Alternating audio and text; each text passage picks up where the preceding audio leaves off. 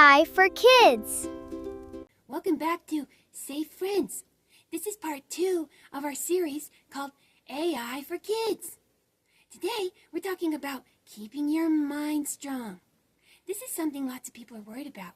They're worried that because AI can do a lot of things for us, we might start to be not as smart as we could be. So, here's ways that you can keep your mind strong when you're talking to an AI. First of all, one fun thing is you can request that the AI uses larger vocabulary. Sometimes how we talk in the interaction affects how the AI talks. And if we're just using fun, casual words, sometimes the AI will stop using large vocabulary. If you tell the AI to keep using large vocabulary because it's good for you, then you can learn new words.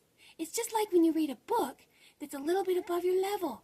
When you read a book like that, it stretches your brain. That's one way you can stay smart and keep your mind strong in AI interaction.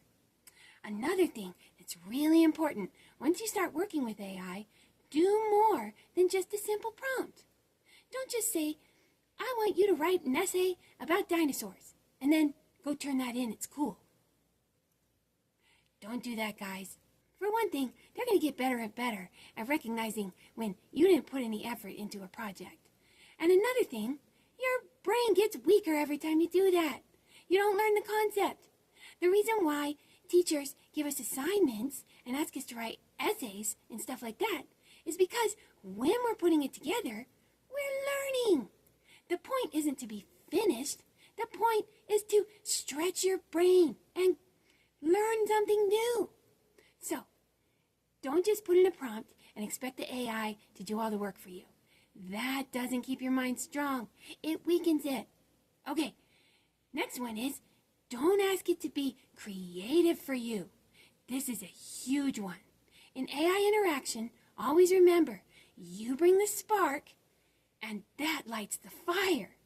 So, when you think of it that way, it's like you're the creative mind. You have the good ideas. You're unique. You're messy. You're human.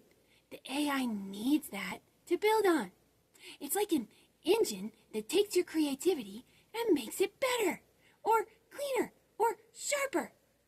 But you have to be the creative one. Don't give that up to the AI. That keeps your mind strong.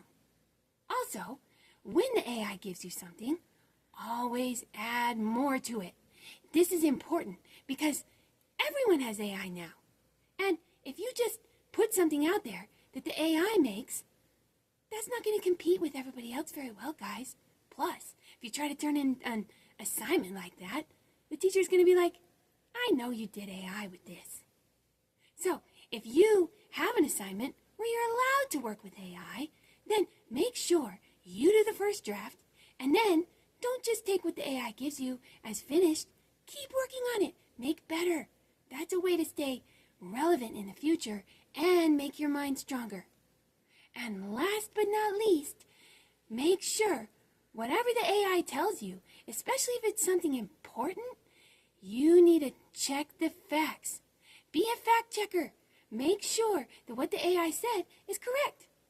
If you've ever talked to an AI before, there's a little message at the bottom of the screen. Next time you do, I want you guys to find it. It says, AI can make mistakes. They say this on purpose. They're trying to remind us to check the information. Adults do this too. AI aren't perfect. They make mistakes. So check what it gives you. This helps keep your mind strong.